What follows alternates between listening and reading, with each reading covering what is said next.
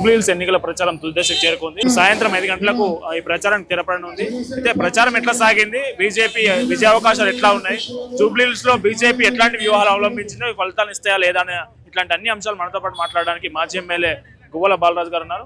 అన్న నమస్తే. ప్రచారం అయితే కంప్లీట్ అయింది. రేపు ఒకటే రోజు 5 గంటల వరకు ఉంది. ఇప్పటివరకు మీరు చేసిన ప్రచారానికి ఫలితం ఎట్లా ఉండబోతోంది, రేపు చివరి రోజు ఎట్లాంటి వ్యూహాలు ఉన్నాయి మీకు? ఏం వ్యూహం లేదు, చాలా స్పష్టతతోన ఒకే లక్ష్యంతోన దేశాన్ని సంఘటితపరిచి ఈ ధర్మాన్ని, దేశాన్ని, జాతిని ఉద్ధరిస్తున్నటువంటి ఏకైక నాయకుడు, కాపాడుతున్నటువంటి ఏకైక నాయకుడు నరేంద్ర మోడీ గారి నాయకత్వాన్ని బలపరిచితేనే ఈ రాష్ట్రం బాగుపడుతుందనే విశ్వాసంతో, అదే నమ్మకంతోనే మేము ప్రచారం చేస్తూ ఉన్నాం. ప్రజల నుంచి స్పందన కూడా అదే విధంగా కనిపిస్తూ ఉంది. ఈరోజు మార్పు అని పనికిరాని మార్పును తీసుకొచ్చి భ్రష్టు పట్టించిండు ఈ రేవంత్ రెడ్డి గారు.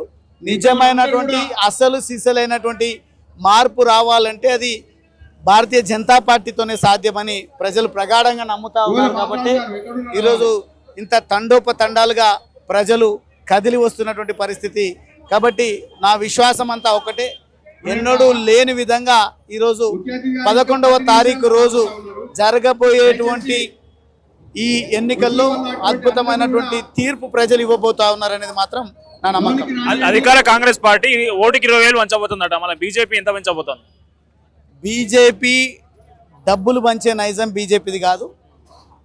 ఏదో కొనుగోలు చేసి ప్రజల ఆత్మ గౌరవాన్ని కొనేటువంటి ఆలోచన బీజేపీకి ఉండదు. ప్రజలకు ఉన్నటువంటి ఏదైతే బంధుత్వం ఉందో, జాతిని ఏకం చేసేటువంటి ఒక దేశభక్తి, దైవభక్తి, తద్వారా హిందుత్వం కలిగినటువంటి ప్రతి ఒక్కరిని ఏకం చేసేటువంటి పద్ధతిలోనే ప్రజల ఆలోచనలు ఉన్నాయి. కాబట్టి నోటుతోన ఓట్లను కొనేటువంటి నైజం మాది కాదు.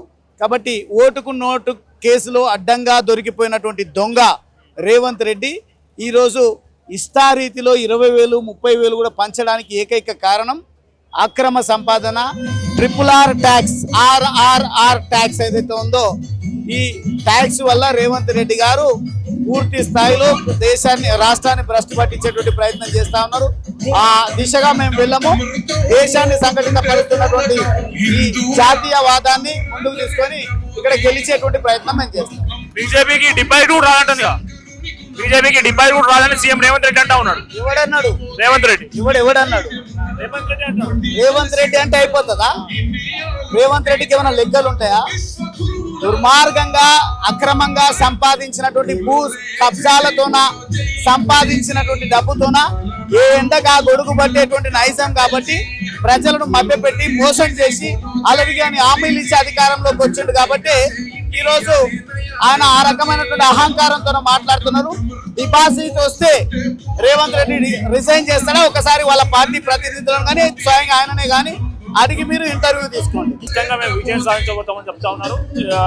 వేరే పార్టీలకు సంబంధించి అధికార పార్టీ కావచ్చు, ప్రతిపక్ష బీఆర్ఎస్ పార్టీ కావచ్చు, వాళ్ళు డబ్బులు పెట్టి ఓట్లను కొనుగోలు చేసే అవకాశం ఉండొచ్చు. కానీ మేము హిందూ భక్తులు, జూబ్లీహిల్స్ ప్రజలు బీజేపీకి నిస్వార్థంతో ఓట్లేసి గెలిపించే అవకాశం ఉందని గువ్వల బాలరాజు మనతో పాటు చెప్తా ఉన్నారు.